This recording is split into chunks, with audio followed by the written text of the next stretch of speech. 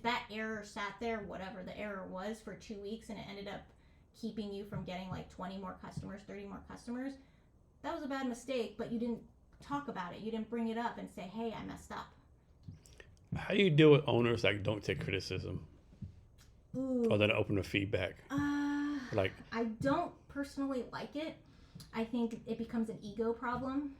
It becomes I'm better than everyone, so I don't make mistakes. You can't, don't bring that up to me.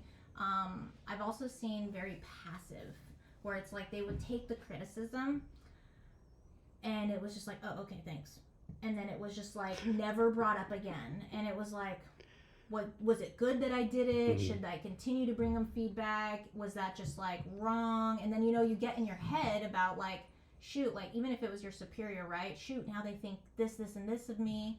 And so I think it causes bad culture, and it causes it brings up that ego aspect of like, how do I deal with this situation? And now people are in their heads about how to approach the person or how to approach certain situations. So this is my pet peeve of mine, right? When someone says, I don't want to do it, I've done it for 20 years. True, but how do I know you've done it the right way for 20 years, right? Yeah.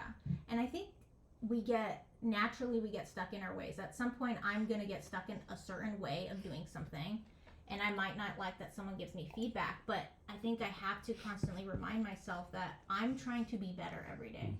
And so in order for me to do that, I have to accept feedback. I have to have some kind of loop that says, no, Bianca, there's a different way to do it. There's 20 different ways to do it. But I don't know that if I don't keep it at the forefront of my mind. So what do you think is broken about the way how the way capital works in the United States? Ooh, broken? The fact that we probably don't teach it in school.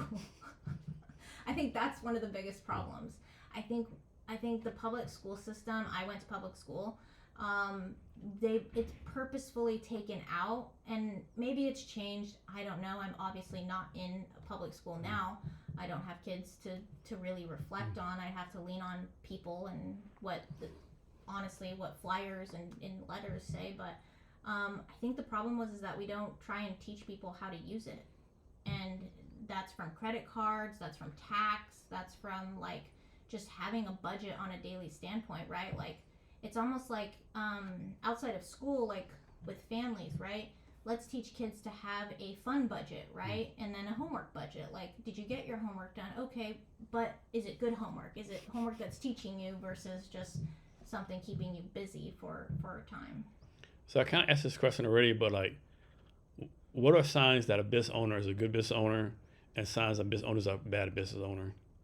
I think a good business owner is always going to want to know what's going on in their business.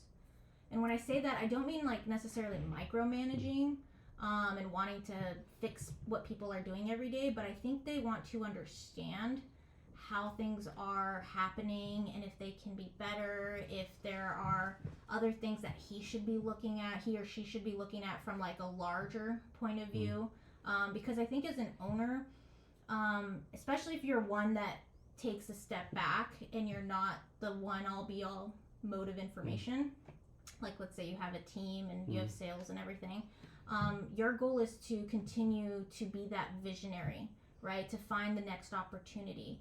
But you don't know, and you can't stay aligned with that if you're not also getting in the weeds sometime to be like, hey, customer service, are you guys running into issues, right? Like doing almost like an audit every now and again to see like maybe there's something better or something they should be on the lookout for while they're having, certain business conversations. Maybe they're meeting with investors, maybe they're meeting with other partners, but they don't know if that's going to be a good fit if they don't know how the business is going from a lower level standpoint. So you have unlimited capital, unlimited time, all the resources you need. What would you change about business funding? Ooh, unlimited capital. That's a tough one. Shoot. Honestly, if there was a way to vet for anyone that's trying to do cryptic shit with businesses, to somehow weed them out would be really cool. So, and I don't know if that means like there's a platform, there's like some crazy application, but I think there are some people in this world who just want to do evil. And if there was a way to somehow funnel them from getting money and doing that cryptic shit, that's what I would work on. How do y'all decide how much money to offer for a business? Ooh, quite a few variables. So we do naturally look at numbers, profit loss, balance sheet, what they're taking home, what's actually profit. You know, sometimes these businesses are lifestyle, so maybe it's paying for their car, maybe it's paying for some extra medical. So if that's not something that's going to continue when we take over, we have to adjust for that fact. Also looking at the culture, right? How do people feel? What's employee turnover like? What's your training process? You know, trying to put a value to that, and potentially maybe how much work we have to put into that. What else? Financial, culture, even the owner. So where are they at? Are they looking to retire? Are they trying to move? Are they sick? Like, do they need a transaction to happen tomorrow? Timing is usually a really good indicator because it can determine certain financial funds that we can get. If we need to put more money up front, then there's a lower number we can do. If they're willing to have a payout over 5 years, 10 years because they're not in a rush and maybe they want tax benefits, then we can offer a higher value. There's a debt cover ratio that a lot of business owners look at. So what is your debt to profit look like? And do we have a comfortable debt cover ratio to be able to support any growth, any capex? What else? And honestly, we like visiting the place. We like to see what they've put together, because it is a lot of manufacturing and asset and everything, actually seeing it and seeing, like, if Spencer and I are going to go in on the day-to-day for 3 months, 6 months, like, what do we need to look for? What do we need to strategize for? Does this place look completely crappy and we need to find a new lease? You know what I mean? Like, there are just so many little aspects, and you take all these details and you have to find a value. Has this ever happened where, like, someone's selling the business to you, and then the wife or the kid, someone comes and says, "No, you're not selling this business. It's my business." Oh, their kids coming into it. I haven't Like this is my legacy. I'm gonna stop this. Yeah, I haven't had that, but I have seen where, like, maybe the parent doesn't want to give it to the kid for some reason, whether it's they're not fit to run it, they would run it to the ground. Like, there's usually, like, some kind of personal connection. And usually there's I think it's like 5 Ds that keep people from wanting to touch these businesses. But it's like, if they're going through a divorce, you probably want to wait on purchasing it because it's very possible the spouse may want to run them for all their money, or I want half the company. There's deaths. If there was a death in the family recently, usually that will kind of keep them distracted. And so it's like, maybe wait till things have settled.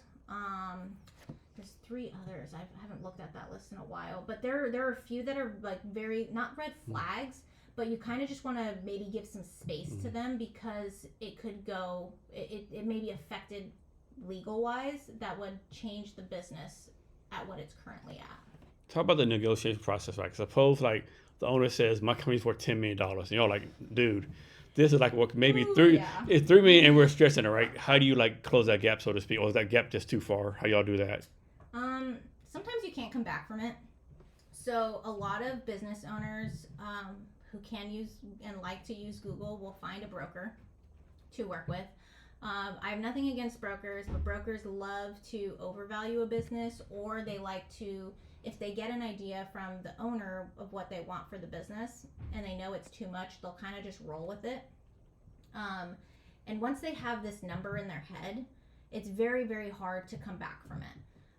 Until they're at a point where they're just kind of distressed and like, okay, I just want to be done with it. I've been thinking for too long. It's taking too much headspace. So sometimes when there's a number involved and they're not at that number and they don't understand valuation, it can be very hard to come back from it. One of the most obvious, of course, numbers way to value, I should mention, because it is M&A. EBITDA, earnings before interest, tax, To this day, that shit confuses the fuck out of me. I ain't gonna lie, Oh my right? gosh. It's like it's just confusing me to no end. Like I'm not a dumb guy, but I cannot understand it for save my life. I have a very simple sheet I could send you to understand it. It is easy once you see it, and once you see it multiple times, it's like, oh yeah. But people, a lot of M&A folks, it's EBITDA, not usually SDE, which is seller discretionary earnings that people value. So you take an EBITDA based on the economy and what the interest is for that business, you take a multiple. So right now, like HVAC and plumbing businesses are all the hype right now, right? So you take your EBITDA at 100, let's say they're at $1 million, they're doing good, $1 million, and being at $1 million, we're looking at maybe like 6, 7, 8 multiple, even if they have like great culture, great transfer, like of value, like the owner doesn't work day to day, so you could easily transfer in. Like they could get a pretty good multiple for that. Now, is that something I want to look for because I want to pay for a high multiple? And do I have a team to help with the growth plans and acquisition and everything? Maybe not, because I don't have experience in HVAC and plumbing, but maybe if I get some partners, right? So it's really like, it could go high multiple now, but a few years ago it was probably like a 3 multiple, 4 multiple. Here's one for you. So what's something that's not public knowledge, it's not on your resume, not on social media, no one knows about it, but that you're really freaking proud of? Ooh, maybe Spencer knows about it, maybe your close friends, maybe family, but like random people like don't know, like but they really like, man, like I did this thing on this. Ooh, that's a good one.